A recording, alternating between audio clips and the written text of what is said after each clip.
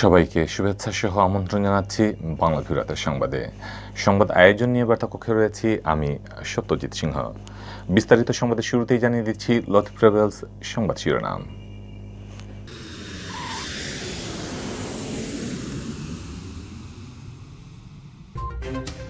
দেশে দ্বিতীয় দফার ইউনিয়ন পরিষদের নির্বাচনের তফসিল ঘোষণা। 11 নভেম্বর অনুষ্ঠিত হবে 848টি ইউনিয়নের ভোট গ্রহণ। শাহজালাল আন্তর্জাতিক বিমানবন্দরে স্থাপিত 6টি আরটিপিসিআর ল্যাব অনুমোদন দিয়েছে সংযুক্ত আরব আমিরাত। বাধা কাটল দুবাই, আবুধাবি ও শারজা যাওয়ার। সিলেট এমএজি ওসমানী আন্তর্জাতিক বিমানবন্দরে বসছে 6টি ই গেট। ই পাসপোর্টধারীদের কমবে ইমিগ্রেশন ভোগান্তি, সুফল পাবেন প্রবাসীরা। চলতি বছর হবে না জেএসসি ও জেডিসি পরীক্ষা ছাড়াই সার্টিফিকেট পাবেন পরীক্ষার্থীরা। মেয়াদ উত্তীর্ণ কমিটি ভেঙে সিলেটে মহানগর বিএনপির 29 সদস্যের আহ্বায়ক কমিটি। আব্দুল কাইয়ুম জালালী পঙ্কি আহ্বায়ক, মিফতা সিদ্দিকী সদস্য সচিব। দেশে করোনায় 6.5 মাসের মধ্যে সর্বনিম্ন মৃত্যু। 17 জনের প্রাণহানির দিনে আক্রান্ত শনাক্ত প্রায় 1200। করোনায় মৃত্যুহীন টানা 2 দিন পার করল সিলেট বিভাগ। নতুন আক্রান্ত শনাক্ত 20। দেখছিলেন লতিফ ট্রাভেলস সংবাদ শিরোনাম। এবারে বিস্তারিত। দেশে দ্বিতীয় দফার ইউনিয়ন পরিষদ নির্বাচনের তফসিল ঘোষণা করা হয়েছে। এই দফায় 848টি ইউনিয়ন পরিষদ নির্বাচন অনুষ্ঠিত হবে। নির্বাচনের তারিখ নির্ধারণ করা হয়েছে 11 নভেম্বর। বুধবার নির্বাচন ভবনে কমিশনের 86তম সভা শেষে ইসি সচিব মোহাম্মদ হুমায়ুন কবির খন্দকার এ ঘোষণা দেন। এছাড়াও জাতীয় সংসদের শূন্য ঘোষিত সিরাজগঞ্জের 6 আসনেরও তারিখ ঘোষণা করা হয়। সিরাজগঞ্জের 6 আসনের নির্বাচনের তারিখ ঘোষণা করা হয় 2 নভেম্বর। ঘোষিত তফসিল অনুযায়ী দ্বিতীয় ধাপের ইউপি নির্বাচনের মনোনয়নপত্র জমা দেওয়ার শেষ তারিখ 17 অক্টোবর। এছাড়া মনোনয়নপত্র বাছাই 20 অক্টোবর, বাছাইয়ের সিদ্ধান্তের বিরুদ্ধে আপিল দায়ের 21 থেকে 23 অক্টোবর, আপিল নিষ্পত্তি 24 ও 25 অক্টোবর, প্রার্থিতা প্রত্যাহার 26 অক্টোবর, প্রতীক বরাদ্দ 27 অক্টোবর এবং 11 নভেম্বর ভোট গ্রহণ অনুষ্ঠিত হবে। দ্বিতীয় ধাপের 848টি ইউপির মধ্যে 20টি ইউপিতে ইলেকট্রনিক ভোটিং মেশিন ইভিএম এ ভোট গ্রহণ করা হবে বলে জানিয়েছেন ইসি সচিব। আগামী সপ্তাহে তৃতীয় ধাপের ইউপি নির্বাচনের সিদ্ধান্ত হতে পারে বলে জানা গেছে। প্রধান নির্বাচন কমিশনার কে এম নুরুল হুদার সভাপতিত্বে বৈঠকে অন্যান্য কমিশনার সহ সংশ্লিষ্ট কর্মকর্তারা এ সময় উপস্থিত ছিলেন। গত 11 এপ্রিল ভোট গ্রহণের তারিখ রেখে গত 3 মার্চ প্রথম ধাপে 371টি ইউপির তফসিল ঘোষণা করে নির্বাচন কমিশন, কিন্তু করোনা সংক্রমণ বেড়ে যাওয়ার কারণে ভোট স্থগিত করা হয়। পরে ভোটের তারিখ পুনর্নির্ধারণ করে 21 জুন 204টি ইউপিতে ভোট গ্রহণ করে ইসি। স্থগিত 167টি ইউপির মধ্যে গত 20 সেপ্টেম্বর 160টিতে ভোট গ্রহণ করা হয়। দ্বিতীয় ধাপে বুধবার 848টি ইউপি নির্বাচনের তারিখ ঘোষণা করা হলো।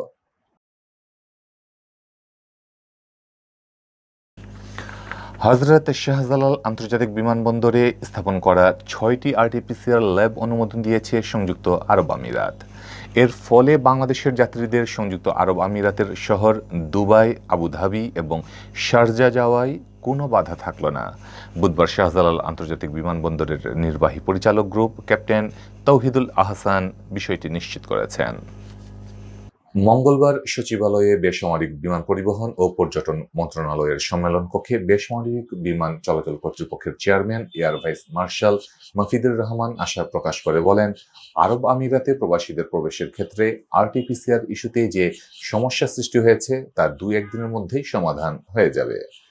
করোনা পরীক্ষার জন্য যে 6টি প্রতিষ্ঠানকে ল্যাব স্থাপনের অনুমোদন দেওয়া হয় সেগুলো হলো স্টেমজ health care BD limited, CSBF health centre, AMZ হাসপাতাল limited, Anwar Khan modern medical college হাসপাতাল, গুলশান ক্লিনিক মেডিকেল ও DMFR molecular lab and diagnostic.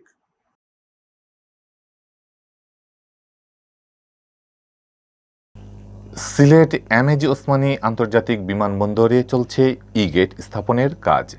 আগমন ও বহির্গমনের জন্য বসছে 6টি গেট। ই গেট স্থাপিত হলে কমবে ইমিগ্রেশনের সংক্রান্ত বিড়ম্বনা। ই পাসপোর্টধারীরা কোনো ধরনের বিড়ম্বনা ছাড়াই ইমিগ্রেশন শেষ করে ত্যাগ করতে পারবেন বিমানবন্দর। দেশে ই পাসপোর্টধারীর সংখ্যা এখনও কম হলেও একসময় এর ব্যবহার বাড়বে। ই গেটের সুবিধা আপাতত সবচেয়ে বেশি ভোগ করবেন প্রবাসীরা। প্রবাসীরা পরিবার নিয়ে দেশে আসতে ও ফিরে যেতে কোনো ধরনের ইমিগ্রেশন ভোগান্তির শিকার হতে হবে না। বাংলাদেশে ই গেট কার্যক্রম শুরু হয় চলতি বছরের 30 জুন। ঢাকার শাহজালাল আন্তর্জাতিক বিমানবন্দরে বসানো ই গেটের উদ্বোধন হয় সেদিন।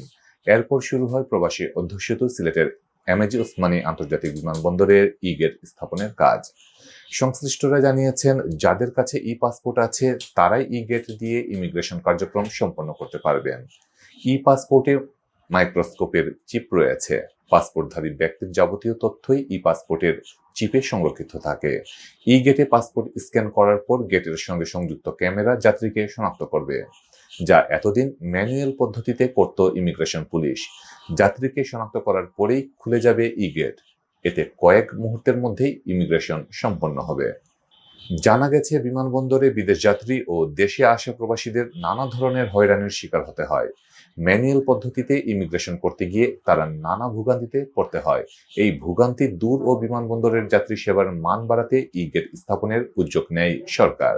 এর অংশ হিসেবে ঢাকার শাহজালাল আন্তর্জাতিক বিমানবন্দরের পর সিলেটের ওসমানী আন্তর্জাতিক বিমানবন্দরে বসানো হচ্ছে ই গেট।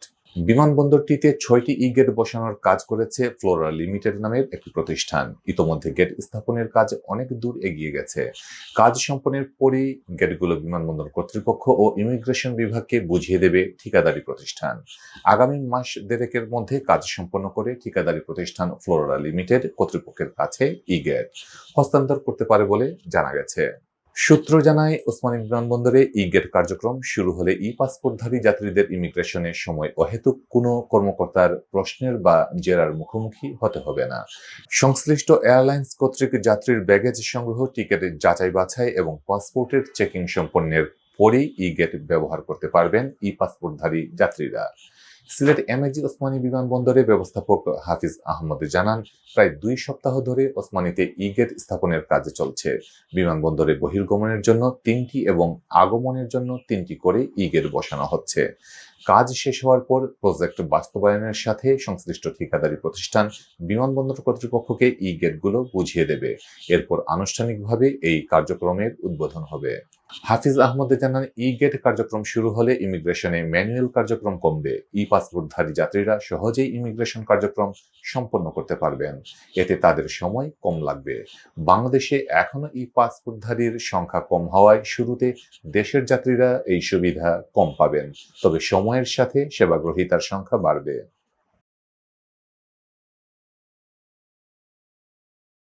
চলতি বছর জেএসসি ও জেডিসি পরীক্ষা না হলেও শিক্ষার্থীরা বোর্ড সার্টিফিকেট পাবে বলে জানিয়েছে শিক্ষা মন্ত্রণালয়।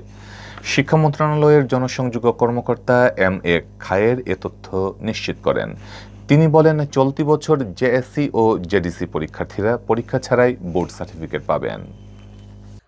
ঢাকা শিক্ষা বোর্ডের চেয়ারম্যান নেহাল আহমেদ বলেন, জেএসসি জেডিসি পরীক্ষার্থীদের ডাটাবেজ তৈরি হয়ে গেছে। এখন তাদের ফর্ম পূরণ করা হবে, এরপর তাদের সনদ দেওয়া হবে। তবে সেখানে কোনো ডিভিশন, শ্রেণী বা জিপিএ উল্লেখ থাকবে না। এর আগে মঙ্গলবার দুপুরে শেরেবাংলা নগরে গণভবন সরকারি উচ্চ বিদ্যালয়ে বৃক্ষরোপণ শেষে এক প্রশ্নের জবাবে শিক্ষামন্ত্রী ডক্টর দীপু মনি জানান, এবছরে জেএসসি জেডিসি পরীক্ষা হবে না। তিনি আরও বলেন, এখন এসএসসি এবং এইচএসসি একেবারে সামনে। আমাদের সব প্রস্তুতি আছে, এখন আর জেএসসি পরীক্ষা নেওয়ার সুযোগ থাকছে বলে মনে হয় না। কিন্তু ক্লাস ও সমাপনী পরীক্ষা হবে, সেটা সব শ্রেণীর মতো 5ম শ্রেণীর এবং 8ম শ্রেণীতেও হবে। মেয়াদ উত্তীর্ণ কমিটি বিলুপ্ত করে সিলেট মহানগর বিএনপির আহ্বায়ক কমিটি গঠন করা হয়েছে। বুধবার বিকেলে দলটির কেন্দ্রীয় মহাসচিব অ্যাডভোকেট মির্জা ফখরুল ইসলাম আলমগীর এই কমিটি ঘোষণা দেন। সদ্য বিলুপ্ত কমিটির সহসভাপতি আব্দুল কাইয়ুম জালালী পঙ্কিকে আহ্বায়ক ও সাবেক সাংগঠনিক সম্পাদক মিফতা সিদ্দিকীকে সদস্য সচিব করে এ কমিটি অনুমোদন দেওয়া হয়েছে। কমিটির যুগ্ম আহ্বায়করা হলেন হুমায়ুন কবির শাহীন, ফরহাদে চৌধুরী শামীম, রাজাউল হাসান কোয়েসলুদি, জিয়াউল গনি আরেফিন জিল্লুর, অ্যাডভোকেট হাবিবুর রহমান হাবিব, সৈয়দ মিসবাউদ্দিন, সুদীপ্ত রঞ্জন সেন বাপ্পু, ইমদাদ হোসেন চৌধুরী, অ্যাডভোকেট রুকসানা বেগম শাহনাজ। কমিটিতে সদস্য হিসেবে রয়েছেন নাসিম হুসেইন, জিয়াউল হক জিয়া, আব্দুর রহিম, আমির হোসেন, নিহার রঞ্জন দে, আব্দুল আলিম দীপক, নজিবুর রহমান নজিব, অ্যাডভোকেট আতিকুর রহমান সাবু, মাহবুব কাদির শাহী, সৈয়দ তৌফিকুল হাদি, মুকুল আহমেদ মুর্শেদ, হুমায়ুন আহমেদ মাসুক, আক্তার রশিদ, নুরুল আলম সিদ্দিকী খালেদ, আফজাল হোসেন, শামীম মজুমদার, মতিউল বারী খুরশেদ ও আবুল কালাম।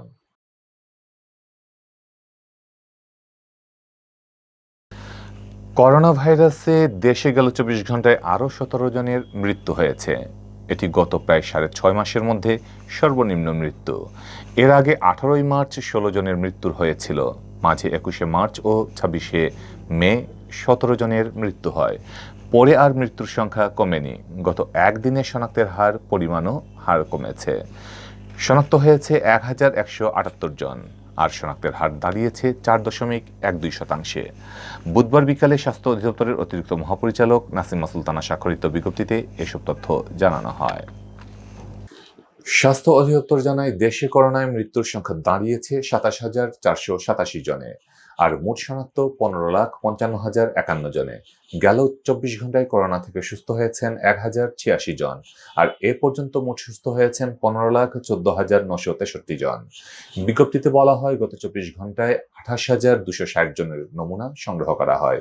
পরীক্ষা করা হয় ২৮,৫৯৯টি নমুনা। পরীক্ষার বিপরীতে রোগী শনাক্তের হার ৪.১২%। এ পর্যন্ত মোট ৯৭,০৪,৭২২টি নমুনা পরীক্ষার শনাক্তের হার ১৬.০২%। মোট শনাক্ত বিবেচনায় সুস্থতার হার ৯৭.৪২% এবং মৃত্যুর হার ১.৭৭%। গত ২৪ ঘন্টায় মারা যাওয়া ১৭ জনের মধ্যে পুরুষ ১০ জন আর নারী ৭ জন। দেশে এখন পর্যন্ত করোনায় আক্রান্ত হয়ে মোট পুরুষ মারা গেলেন ১৭,৬৪৫ জন এবং নারী ৯,৮৪২ জন। স্বাস্থ্য অধিদপ্তর জানায়, মারা যাওয়া ১৭ জনের মধ্যে বয়স বিবেচনায় ৮১ থেকে ৯০ বছরের মধ্যে রয়েছেন একজন, ৭১ থেকে ৮০ বছরের মধ্যে ৪ জন, ৬১ থেকে ৭০ বছরের মধ্যে ৬ জন, ৫১ থেকে ৬০ বছরের মধ্যে ৪ জন, ৪১ থেকে ৫০ বছরের মধ্যে ১ জন এবং ৩১ থেকে ৪০ বছরের মধ্যে রয়েছেন ১ জন। মারা যাওয়া ১৭ জনের মধ্যে ঢাকা বিভাগের আছেন ১২ জন, চট্টগ্রাম বিভাগের ৩ জন এবং রাজশাহী ও খুলনা বিভাগের ১ জন করে।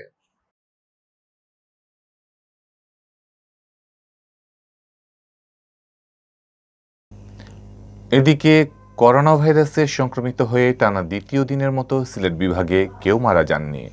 প্রায় ৫ মাস পর এমন স্বস্তির সময় কাটালো সিলেট। মৃত্যুহীন সর্বশেষ ২৪ ঘন্টায় নতুন করোনা রোগী শনাক্ত হয়েছেন ২০ জন। স্বাস্থ্য অধিদপ্তর সিলেট বিভাগীয় কার্যালয় থেকে পাওয়া গেছে এমন তথ্য। স্বাস্থ্য অধিদপ্তর জানায়, মঙ্গলবার সকাল ৮টা থেকে বুধবার সকাল ৮টার মধ্যে সিলেট বিভাগে করোনা আক্রান্ত হয়ে কেউ মারা যাননি। ফলে মৃতের সংখ্যা আগের মতোই ১,১৫৮ জনই আছে।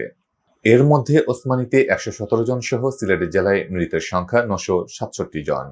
মৃতদের মধ্যে সুনামগঞ্জের ৭২ জন, মৌলভীবাজারের ৭২ জন ও হবিগঞ্জের ৪৭ জন রয়েছেন। সোমবার সকাল ৮টা থেকে বুধবার সকাল ৮টার মধ্যে, অর্থাৎ টানা ২ দিনের মধ্যে সিলেট বিভাগ করোনায় মৃত্যুহীন ছিল। সিলেট সর্বশেষ টানা ২ দিন মৃত্যুহীন ছিল গেল মে মাসের ২ তারিখ সকাল ৮টা অবধি। প্রায় ৫ মাস পর একই চিত্র দেখা গেল এবার। এদিকে মঙ্গলবার সকাল ৮টা থেকে বুধবার সকাল ৮টার মধ্যে সিলেট বিভাগে মাত্র ২০ জন করোনা রোগী শনাক্ত হয়েছেন। এর মধ্যে সিলেট জেলায় শনাক্ত হন ১০ জন। বাকিদের মধ্যে সুনামগঞ্জের ২ জন, মৌলভীবাজারের ৪ জন ও হবিগঞ্জের ৪ জন রয়েছেন। ৯৫৩ জনের নমুনা পরীক্ষা করে তাদেরকে শনাক্ত করা হয়। শনাক্তের হার ২.১০%। সব মিলিয়ে বিভাগে করোনা আক্রান্তের সংখ্যা এখন ৫৪,৫৫৪ জন। এর মধ্যে ওসমানী মেডিকেল কলেজ হাসপাতালে ৪,৮০৫ জন সহ সিলেট জেলায় শনাক্তের সংখ্যা ৩৩,৫৯৬ জন। সুনামগঞ্জের ৬,২৩৯ জন, মৌলভীবাজারে ৮,০৯৫ জন ও হবিগঞ্জের ৬,৬২৪ জন রয়েছেন শনাক্তের তালিকায়। সিলেট বিভাগীয় স্বাস্থ্য পরিচালক ডক্টর হিমাংশু লাল রায় জানান, সর্বশেষ ২৪ ঘন্টায় বিভাগে সুস্থ হয়েছেন ৩৯ জন। সুস্থ হওয়াদের মোট সংখ্যা এখন ৪৮,০৭৬ জন। তিনি জানান, বর্তমানে সিলেটের বিভিন্ন হাসপাতালে ৭৭ জন করোনা রোগী ভর্তি আছেন।